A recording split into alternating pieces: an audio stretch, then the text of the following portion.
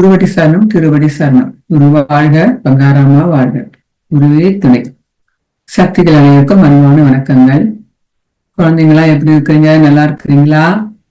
ரொம்ப நாளா குழந்தைங்கிட்ட பேசி ரொம்ப நாள் ஆச்சு. எல்லாரும் அம்மாவோட இருமுடி தொண்டு, பிறந்தநாள் தொண்டு எல்லாம் கலந்துக்கிட்டீங்களா? தொண்டை பத்தி பாப்போமா இப்போ? சரி, அம்மாவுடைய அருள்வாக்கு என்னன்னு பாப்போமா?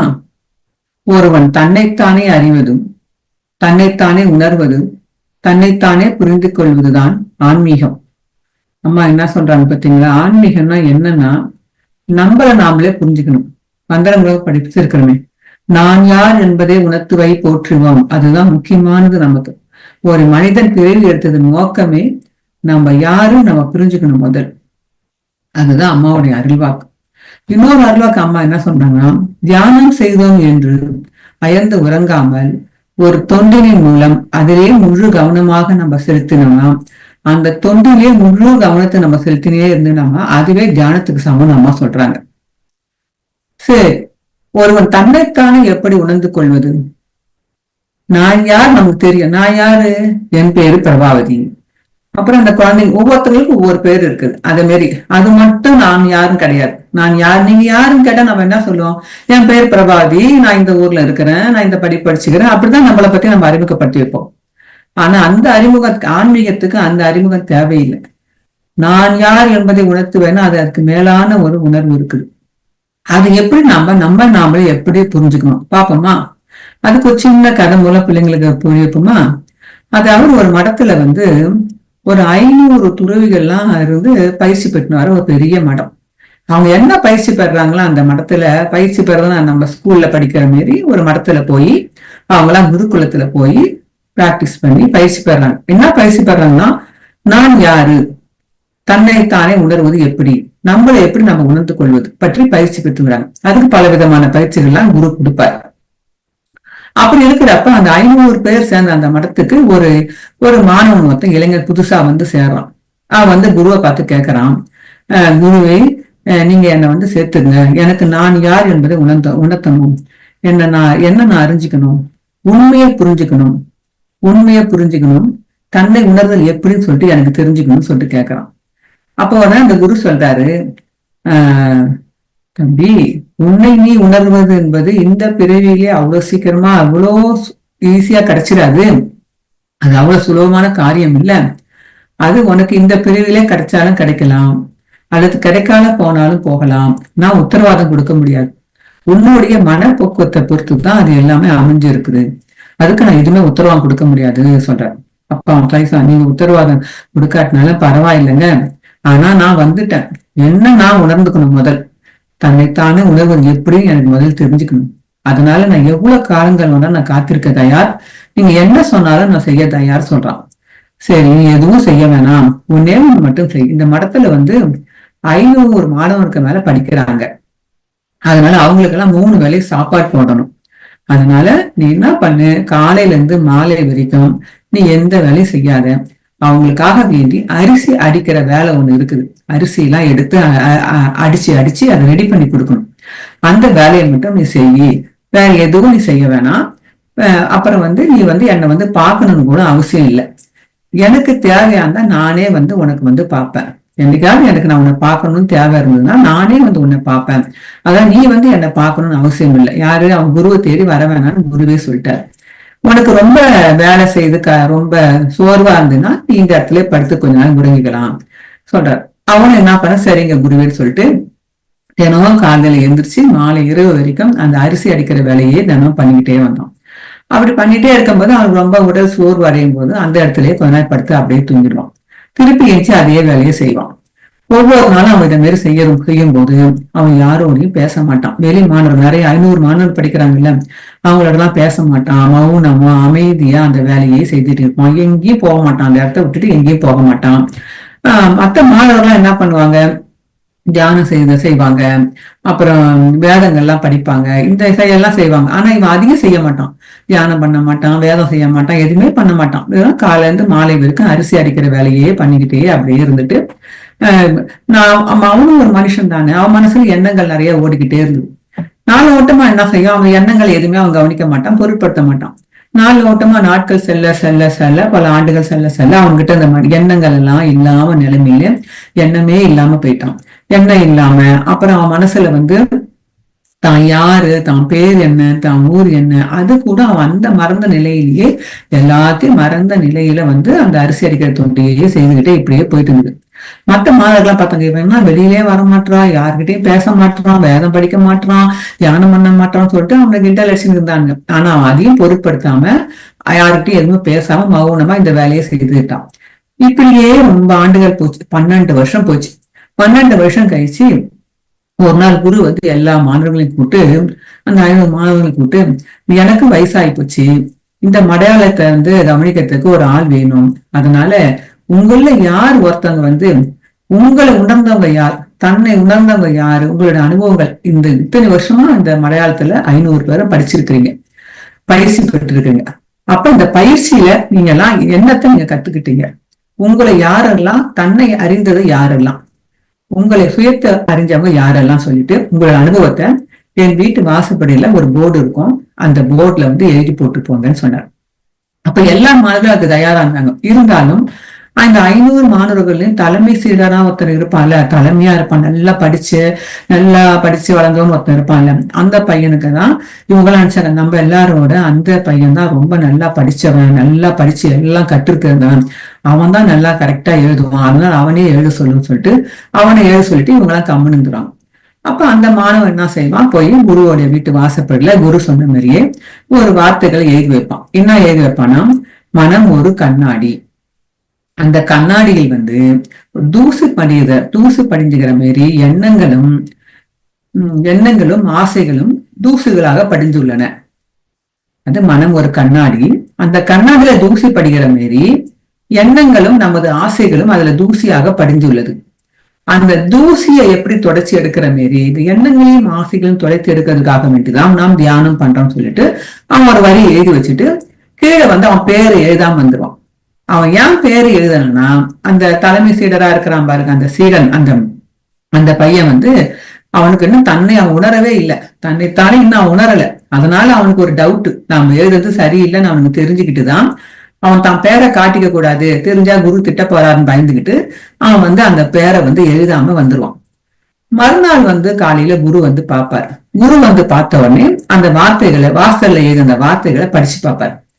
படிச்சு பார்த்தோன்னா குருவுக்கு ரொம்ப கோபம் வந்து, யார் எழுதுந்து இந்த வார்த்தைகளை, எந்த முட்டாள் எழுதுந்து, இந்த வார்த்தைகள்லாம் அவ்வளவும் நல்ல வார்த்தைகளா இல்லை. இது அதாவது இந்த வார்த்தைகள் புனிதமான வார்த்தை தான், ஞானமடைந்த வார்த்தைகள் தான். ஆனா இதை எழுதுனது அவன் தன்னை உணர்ந்து அவன் அனுபவபூர்வமா இந்த வார்த்தையை எழுதல, ஒரு புத்தக அறிவால இந்த வார்த்தையை எழுதி வச்சிருக்கிறாங்க. இதை எழுதுனவங்க உணர்ந்து அனுபவப்பட்டு இந்த வார்த்தையை எழுதல, புத்தகங்களை படிச்சுட்டு அந்த புத்தக அறிவால எழுதப்பட்ட வார்த்தைகள். அதனால இந்த வார்த்தைகளை எல்லாம் நான் குப்பையாவ கருதுறேன். யார் ஒருவர் அனுபவப்பட்டு எழுதுறாங்களோ அததான் நான் ஞானமடைந்த வார்த்தையா கருதுறேன்.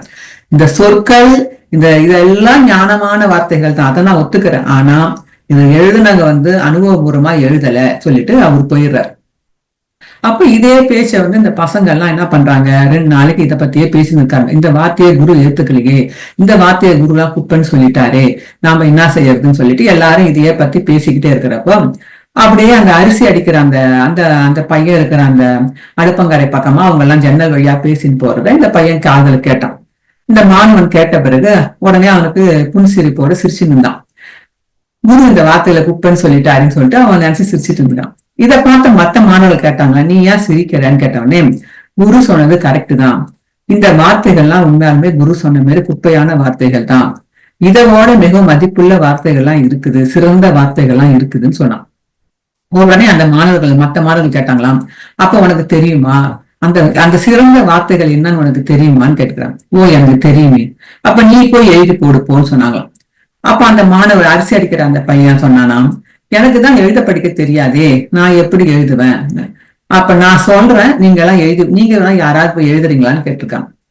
சரின்னு சொன்ன உடனே மத்த மாணவர்கள் என்ன பண்ணாங்க, நீ சொல்லு, நாங்க உனக்கு பதில் நாங்க எழுதி போடுறோம்னு சொன்னோடனே அதே மாதிரி குரு வீட்டு வாசப்படில போய் அந்த வார்த்தைகளை எழுதுகிறான். என்ன வார்த்தை எழுதுகிறான்னா, இந்த அரிசி அடிக்கிற அந்த மாணவன் சொல்லியிருக்கிறான், மனம் என்பது ஒரு மாயை, அப்ப மாயைன்றதுனால அந்த இடத்துல மனமே இல்லை. மனமே இல்லாதப்ப கண்ணாடி எங்க வரும், தூசி எங்க வரும், எண்ணங்கள் எங்க வரும், ஆசைகள் என்ன வரும்? எதுவுமே கிடையாது தானே. மனமே இல்லாதப்ப அந்த இடத்துல எண்ணங்கள் ஆசைகள் எதுவுமே இருக்கிறதுக்கு வாய்ப்பே கிடையாது. அப்ப எண்ணமற்ற நிலைமையில தானே நம்ம இருப்போம். அப்ப மனமே இல்லதானே. அப்ப தன்னைத்தானே உணர்வது என்பது மனமே இல்லாம எண்ணமற்ற நிலைமையில நாம எல்லாம் இருந்தோம்னாலே நமக்கு அந்த அந்த அந்த நிலைமை தானா வந்துடும். மனமற்ற நிலைமையில யார் ஒருவர் வாழறாங்களோ, எண்ணமற்ற நிலைமையில யார் ஒருத்தங்க எந்நேரம் இருக்கிறாங்களோ அவங்களுக்கு தான் தன்னைத்தானே உணர்ந்தவங்களா ஆவறாங்கன்னு சொல்லிட்டு அந்த பையன் வந்து எழுதி வச்சுட்டு வந்துடுறாங்க. அடியில அந்த அரிசி அடிக்கிற மாணவனோட பேரை எழுதிட்டு வந்துடுறாங்க. மறுநாள் காலையில மறுநாள் வந்து அந்த குரு வந்து பாக்குறாரு, யார் எழுதுனாங்கன்னு பேரை பார்த்தோடனே அவருக்கு வந்து ரொம்ப சந்தோஷமா இருக்குது. ஓ, இந்த மாணவன் தான் எழுதுகிறான்னு சொல்லிட்டு மறுநாள் இரவு என்ன பண்றாரு, எல்லாரும் தூங்கிட்ட பிறகு அந்த குரு வந்து இந்த மாணவனை தேடி வரார். அரிசி அடிக்கிற மாணவனை தேடியே வந்து மாணவனை எழுப்புறார். தூங்கி இருக்கிற மாணவனை எழுப்பி, இந்தாப்பா என்னுடைய அங்கேயே நீ வாங்கிக்க, என்னுடைய தடியை நீ வாங்கிக்க, இந்த மடாலயத்தை அடுத்த முறை இதை நிர்ணயிக்கிற பொறுப்பு உனக்கு தான் வரப்போகுது. நீதான் அதுக்கு தகுதியான மாணவனா இருக்கிற. ஆனா இப்போது நான் உனக்கு இந்த தகுதியை கொடுத்தேன்னா, ஒரு சாதாரண அரிசி அடிக்கிற மாணவனுக்கு எப்படி இந்த அளவுக்கு ஞானம் வந்தது? இவன் வந்து கல்வி கற்கல, தியானம் பண்ணல, எதுவுமே செய்யல. ஆனா வெறும் அரிசி அடிக்கிற அந்த வேலையே தான் 12 வருஷமா பண்ணிருந்தான். யாரோடையும் பேசல, மௌனமா இருந்தான். இவனுக்கு எப்படி இவ்வளவு ஞானம் வந்துன்னு சொல்லிட்டு மத்த மாணவர்கள்லாம் பொறாம வந்து அதனால அவனை அடிச்சு கொண்டு போட்டுருவாங்க கூட. அதனால நீ என்ன பண்ணுனா, இந்த ஊரை விட்டு நீ போயிடு. நைட்டு இரவா நீ இந்த ஊரை விட்டு போயிட்டு நீ வேற எங்கேயாவது போயிடு. பிறகு பல நாட்கள் கழிச்சு நீங்க வரலாம் சொல்றாரு. அப்ப அவர் என்ன சொல்றாரு, குரு சொல்றாருன்னா, ஒரு பூ வந்து வாசனை உள்ள பூ வந்து எங்க போனாலும் அந்த மலர் வாசனை எங்கேயும் தொடர்ந்துகிட்டே தான் இருக்கும். அது மாரி உன்னுடைய நல்ல இந்த ஞானத்துக்கு உன்னை தேடி வந்து மக்கள் கண்டிப்பா உன்னை தேடி வருவாங்க.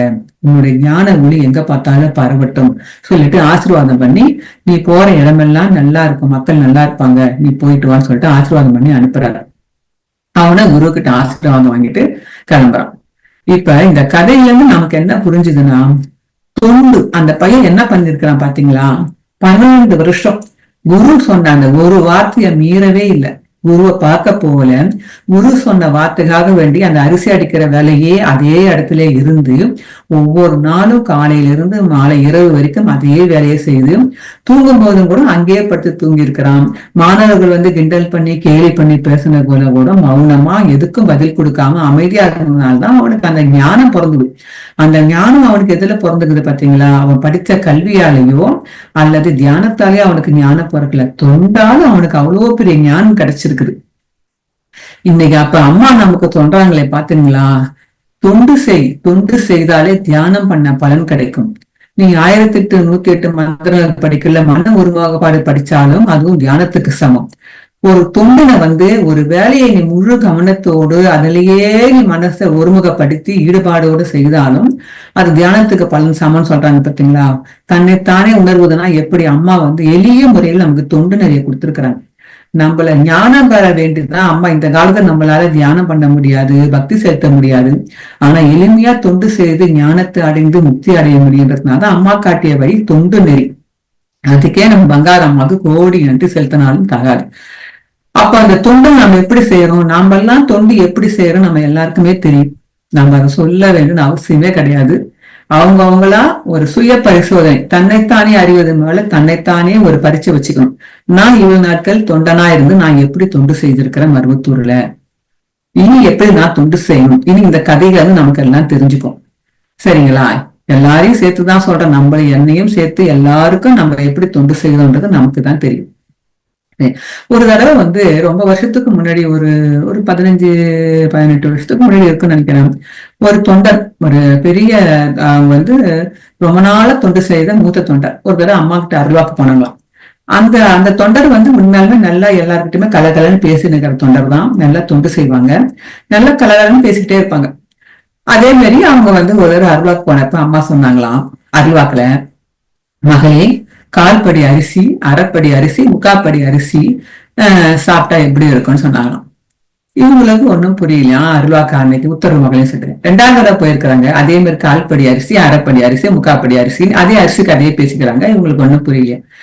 அப்ப அம்மாட்ட போய் கேட்டாங்க, அம்மா என்னம்மா சொல்ற, எனக்கு ஒண்ணும் புரியலம்மான்னு சொன்னாங்களாம். அப்ப அம்மா சொல்லிச்சான், என்ன சொன்னாங்கன்னா, மகளே, கால்படி அரிசி, அதாவது சும்மா சின்ன கால்படி அரிசி சாப்பிட்டோம்னா நீ தனியா உக்காந்து அமைதியா மௌனமா யாருடையும் பேசாம நீ தனியா உக்காந்து நீ சாப்பிட்டீங்கன்னா கால்படி அரிசி தான் சாப்பிடுவ. வேணுன்றாலும் கொஞ்சமா எடுத்து வச்சுட்டு சாப்பிட்டு டக்குன்னு ஏஞ்சி வந்துருவ. அதே நீ டிவி பாத்துக்கணும், செல்போன் பாத்துக்கணும், டிவி பாத்துக்கணும், பேசிக்கணும் உக்காந்து நம்ம சாப்பிட்டோம்னா, நம்ம வீட்டிலேயே பேசினோம் டிவி பாத்துக்கணும் உட்காந்து சாப்பிட்டோம்னா அரைப்படி சாப்பாடு கூட நம்ம பாட்டு பேசிக்கினே டிவி பார்த்துக்கினே சாப்பிடுவோம். என்ன சாப்பிடணும் நமக்கு தெரியாம நம்ம பாட்டு சாப்பிட்டுட்டே இருப்போம்.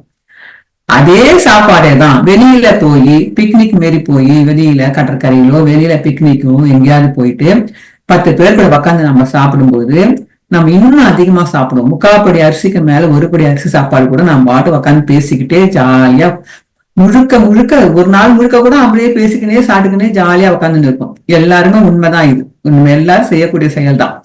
அம்மா சொல்லிச்சான் இப்படிலாம் அருவாக்கல. அப்போ சாப்பிடுவேன். ஆனா எது உடலுக்கு நல்லது?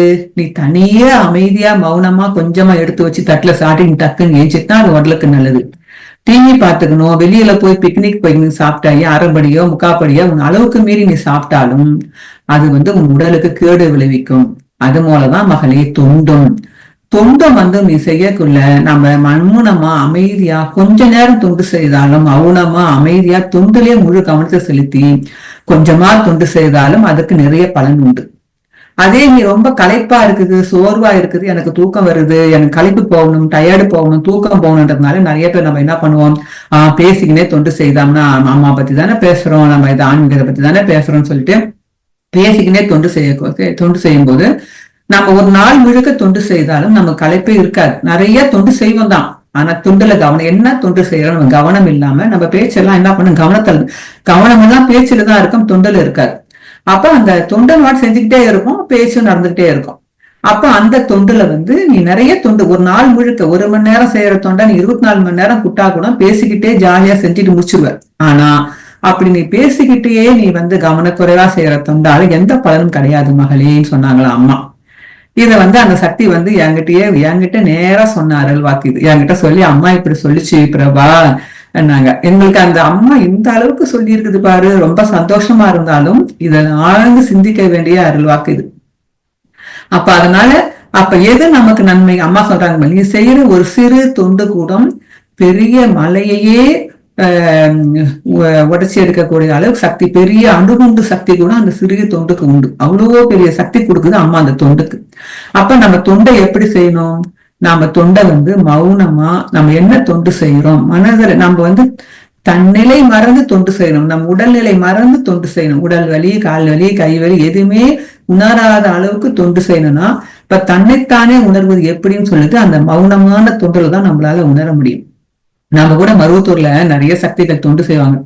அந்த தொண்டு செய்யறதுக்குள்ள பாத்தீங்கன்னா ஒரு மாசம் 2 மாசம் தொடர்ந்து இருமுடி செய்யறப்ப நம்ம என்ன நாள் கிழமை எல்லா நட்சத்திரம் நம்ம வீடு புள்ள எல்லாத்தையும் மறந்துடும். எல்லாத்தையும் மறந்துட்டு அப்படியே நம்ம மனசு அப்படியே பிளைண்டா இருக்கிற நிலைமை நம்மளால உணர முடியும். அந்த நிலைமை நம்ம ஒவ்வொரு நாளும் கொண்டு வரணும். அதுதான் அம்மா விரும்புற தொண்டு.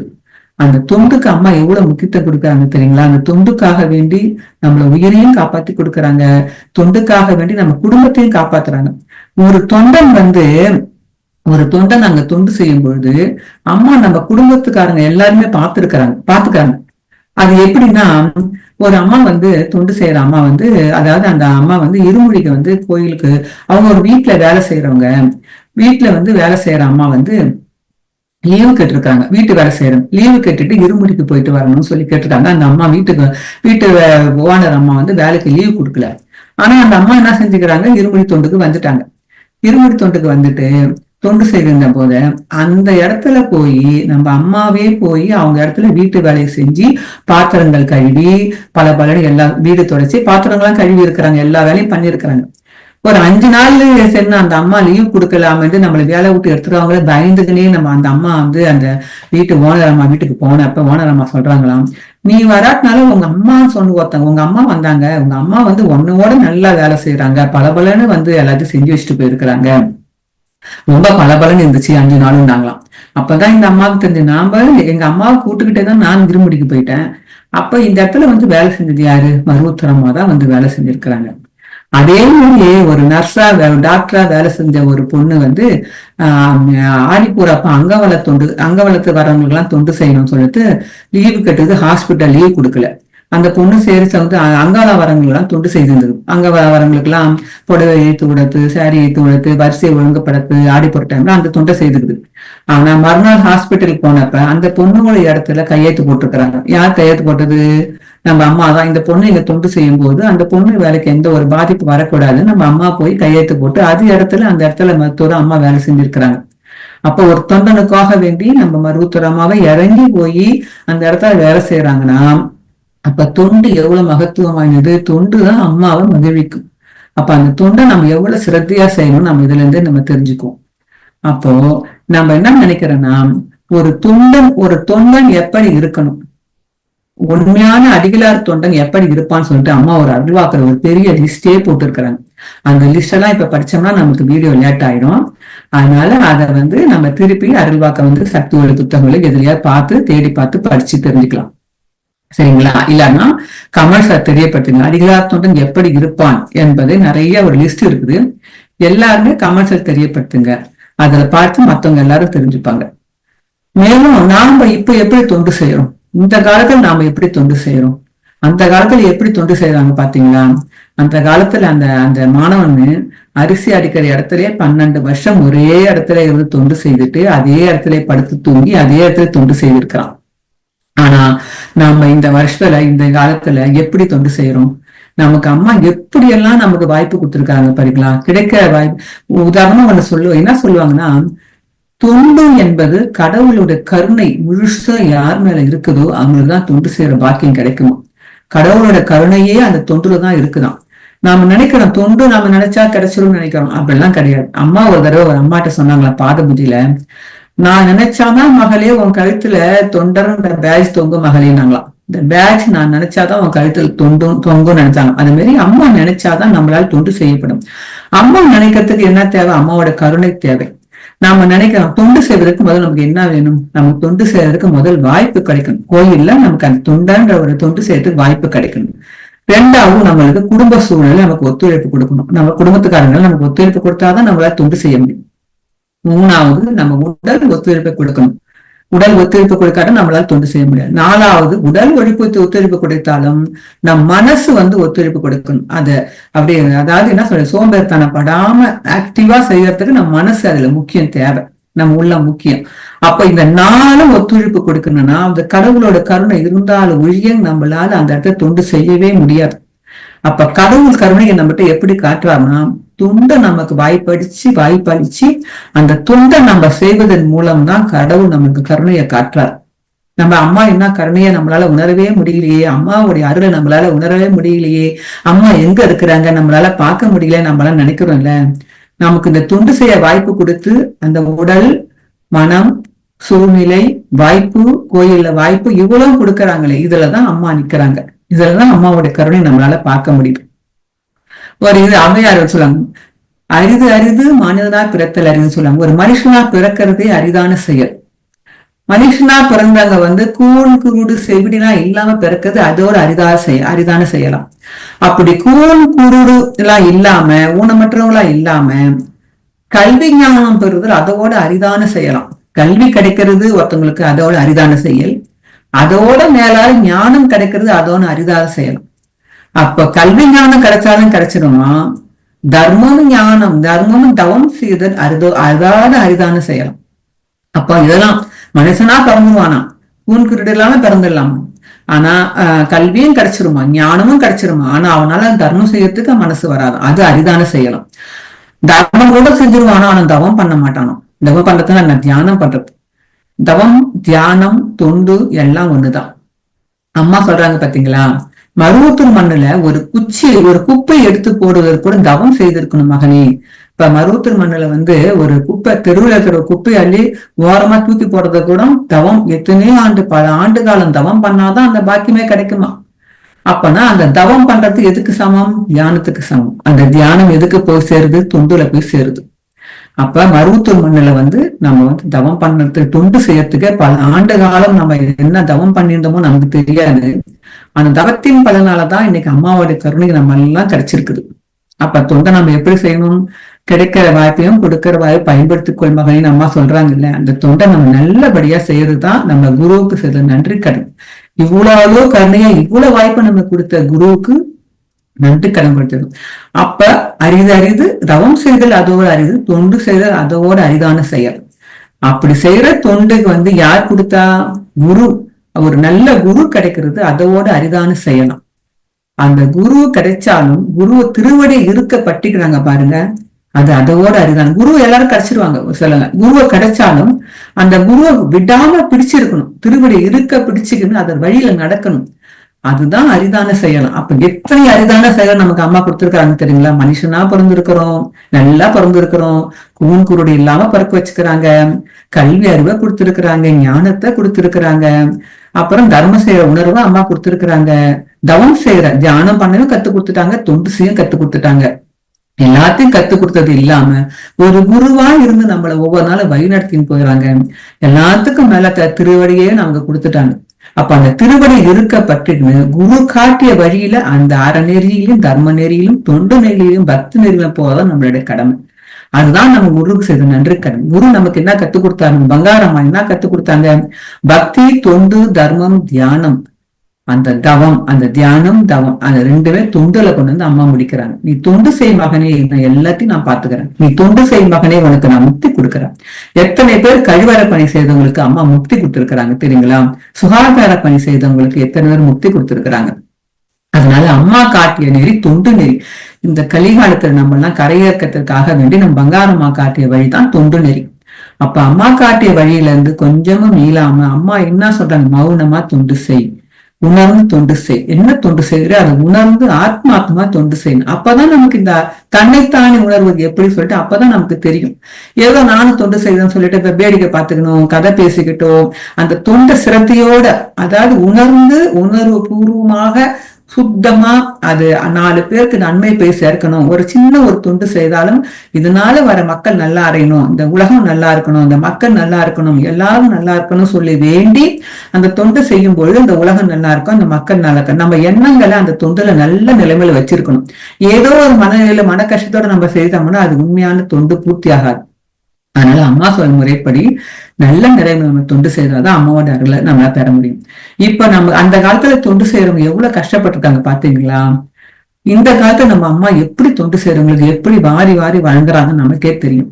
இன்னைக்கு ஒரு தொண்டர்களுக்கு அம்மா என்ன வாய்ப்பு கொடுத்துருக்காங்க? தொண்டு செய்யறதுக்கு இவ்வளவு வாய்ப்பும் கொடுத்ததும் இல்லாம நம்ம உற்றார் உணர்வுகள் கூட அவ்வளவு அளவுக்கு நம்மளை கவனிக்க மாட்டாங்க. அந்த 60 நாள் நம்ம இருமுறை தொண்டு செய்யும் பொழுது நமக்கு என்ன, அந்த நமக்கு ஒரு படுக்கிறதுக்கு ஒரு அழகான நல்ல ஒரு அறையை கொடுக்கறாங்க. அதெல்லாம் ஃபேனு, பாய், தலைக்காணியோட சேர்ந்த ஒரு அறை, ஒரு செக்ஷனுக்கு தனித்தனியா அறை, தூங்கி எந்திரிச்ச உடனே குளிக்கிறதுக்காக வேண்டி சுட தண்ணி. ஏன்னா குளிர் நாள்ல நம்ம பிள்ளைங்க கஷ்டப்படக்கூடாதுனால சுடுநீர் நம்ம ரூம்ல யாரும் கண்டவங்களும் யாரும் வெளியே உள்ள வரக்கூடாதுன்றதுக்காக நமக்கெல்லாம் ஒரு பாதுகாப்புக்கு ஒரு ஆளு.